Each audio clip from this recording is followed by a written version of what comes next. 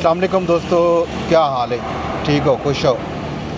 राजधानी की कहानी शुरू करने पे सफ़र करने पे इस्लामाबाद का इन टाइम तक मैं देना होना राजधानी की कहानी इस्लामाबाद का हाल हवीला इस्लामाबाद दे विच क्या चलता पे विफाकी दारुल हुकूमत दे विच क्या खबर हैं सोशल मीडिया ते नैशनल मीडिया ते।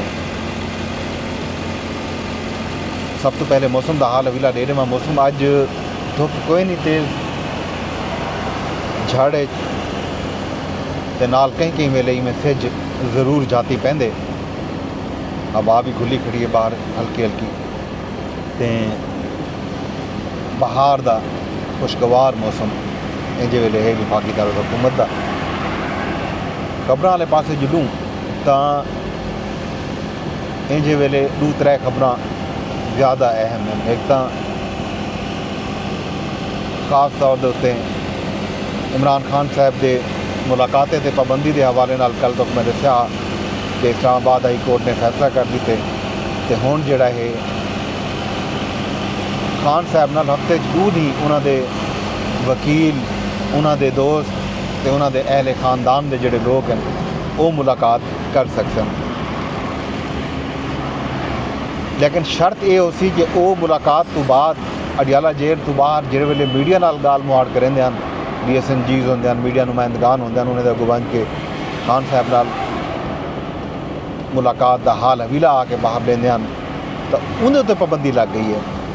ये पाबंदी पाकिस्तान तहरीक इंसाफ के वकला की रजामंदी नाल ही मैं आखो लगी है क्योंकि उन्होंने उत्थे अंडरटेकिंग दी है लिख दिते कि बाहर आके कोई गाल बात ना थी। ये पाबंदी के पिछों जिहड़े वकील हैं अडियाला जेल की तरफों अदालत के पेश थे उन्होंने आख्या कि ज़ाहिर कवानीन मौजूद हैं कि सज़ा याफ्ता कैदी जड़े हैं वो जेल ज़ाब्ता अखलाक के तहत जेल मैनुअल के तहत सियासत के उत्ते पॉलिटिक्स के उत्ते गाल मुहाड़ नहीं कर सकते, ना ही वो सियासत हिस्सा गिन सकते। ज़ाहिर है तो वाल उन्हें कोई लिख के रेवना पै गया। ये गाल अपना थी है तो इन्हें उत्ते जड़ा तजदीए तबसरे थी पैन मुख्तलिफ TV चैनल्स दे विच लोग गाल करेंदे पैन कि शायद जड़ा है पाकिस्तान तहरीक इंसाफ एक इस्टैबलिशमेंट नाल डील की तरफ वेंदी पई है कि उन्होंने जिहड़े मुतालबात सामने आने पैन कि जबानबंदी थी वे जिहड़े सख्त बयानात इस्टैबलिशमेंट के हवाले नाल खान साहब जेल चो बह के रेहदे बैठे हैं वल उहे बयानात बाहर आके उन्होंने जिहड़े दोस्त उन्होंने पार्टी के वकला ते पार्टी के अरकान आके गाली करेंदे हैं तो वो हुण शायद कोई रिलीफ चाहते हैं। ई गलों जबानबंदी ते पार्टी राजी थी है। दूजी तरफों राणा सनाउल्लाह साहब गुफ्तगू की जियो न्यूज़ के प्रोग्राम जिरगा दे विच उन्होंने ये गल की कि जनाब खान साहब जब तक 9 मई ते माफ़ी न मंगसन उस वेले तक गाल अबूते ना बचसी। ये गल भी थी पैन वाल ये गाल भी शायद थी पी है कि कुछ जो PTI के अपने कारकुन वो ये समझते हैं कि जेड़े लिख के दे आए अदालत के खास तौर पर सलमान अकरम राजा की तरफ उन्होंने इशारा है वो आदे पैन कि शायद माइनस इमरान खान फार्मूला जोड़ा है उनके उत्ते अमल दरामद शुरू थी चुके तो पार्टी के अपने लोग उनके मुलविस हैं वो भी माइनस इमरान खान के उत्ते राजी थी चुके हैं। ये गल बात थी पर खान साहब के मेल मुलाकात के हवाले नाल। इस तो इलावा अफगानिस्तान के सूरत हाल तुहाडे सामने अफगानिस्तान के अमरीका के खसूसी LC जिहड़े हैं दरमे खलीलजाद पहुँचे हैं उन्होंने एक अमरीकी कैदी भी बाजियाब कराया तालिबान तो वाल ये भी सुनना चाहता पे कि जड़ा असला अमरीका इतना छोड़ गया उनकी वापसी के किते कुछ मुज़ाकरात थीने पैन पेशरफ थी पी कि बगराम एयरपोर्ट जड़ा है वो चूँकि अमरीका ने खुद बनाया अमरीका उत्था अपना अड्डा एक बार वल बनाव चाहते तो वो चाहते कि बगराम एयरपोर्ट अमरीका को एक बार वाला बिल बजे तो इन उत्ते भी गाल मुहाड़ अगूते वधी पई है। इन हवाले नाल ही एक खबर ये भी है कि पाकिस्तान के जिहड़े खसूसी नुमाइंदे हैं अफगानिस्तान वास्ते मोहम्मद सादिक, उन्होंने दौरा किया काबुल का, उनका एलामिया जारी थे जिंदे ये दसाया गया जो नायब वजीर आज़म की हिदायत के उत्ते नुमाइंदा बराए अफगानिस्तान मोहम्मद सादिक काबुल का दौरा किए।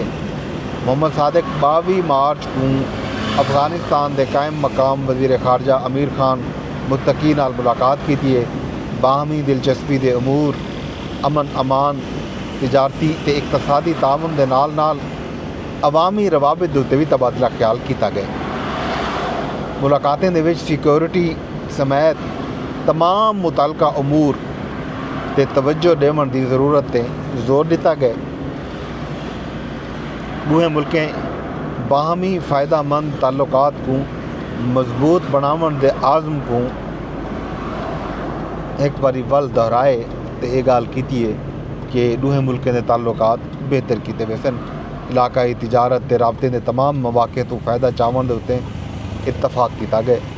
ये जनाब मेल मुलाकात। इन तो इलावा जनाब अली एक भी अहम पेशरफ जी अहम गाल जी अहम खबर है वो है विफाकी वज़रा ते पार्लिमानी सैकटरीज की कौमी असैंबली इजलास गैर हाज़री के हवाले नाल डिप्टी स्पीकर कौमी असैंबली खत लिखे सैयद गुलाम मुस्तफ़ा शाह साहब ने विफाकी वज़ीर पार्लिमानी अमूर दे तारिक फजल चौधरी खत के दसाया जाए कि वक्फा सवालात के दौरान वज़रा की गैर हाज़री की जी है वो ऐवान वास्ते बाइस तशवीश है, पार्लिमान वास्ते बाइस तशवीश है। 20 मार्च को वजारत तवानाई मवासलात वज़रात पार्लिमानी सैकटरीज गैर हाजिर हैं। वज़रात पार्लिमानी सैकटरीज का ऐवान ना आवन पार्लिमानी रवायात की खिलाफ वर्जी है। वज़रा की गैर हाज़री नाल अहम नोयत के अवामी मसाइल ते गाल मुहाड़ नहीं थी सकी। ये भी खत लिखा गया नाल ये भी लिखा गया कि वज़रा की गैर मौजूदगी का मामला फौरी हल तलब है। वज़रा की अदम दिलचस्पी की वजह तो ईवान की कार्रवाई का मकसद ही फौत थी वेंदे, मकसद ही पूरा नहीं थींदा।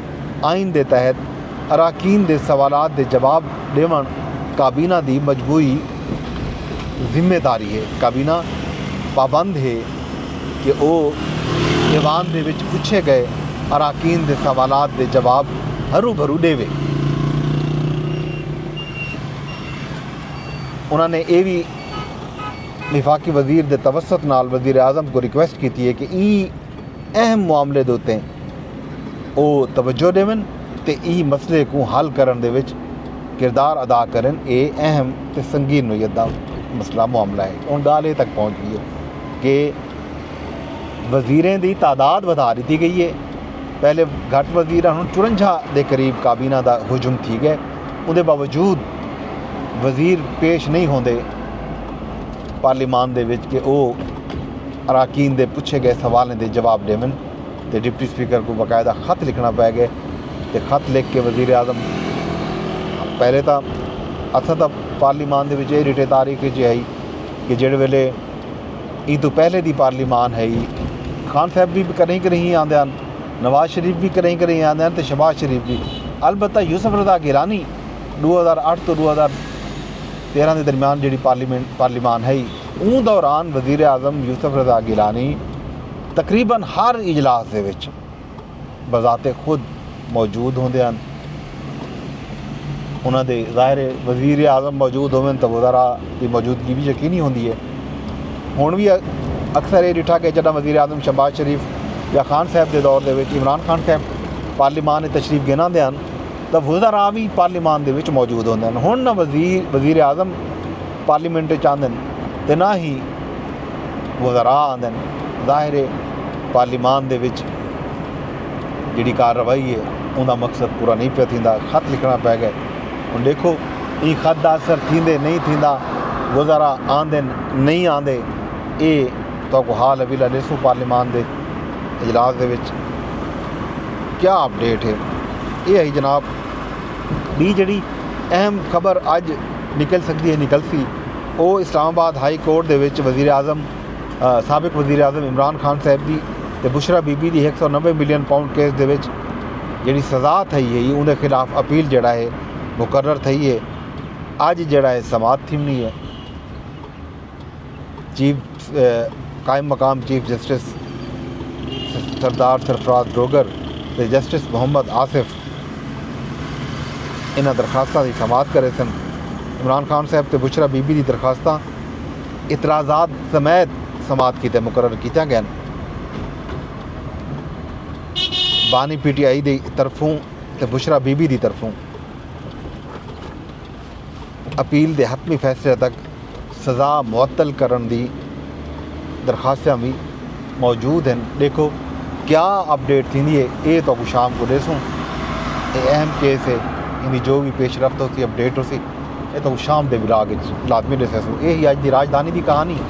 तो एक भी खबर नाल तो लेना वजा बलोचिस्तान के साबिक वज़ीर आला ते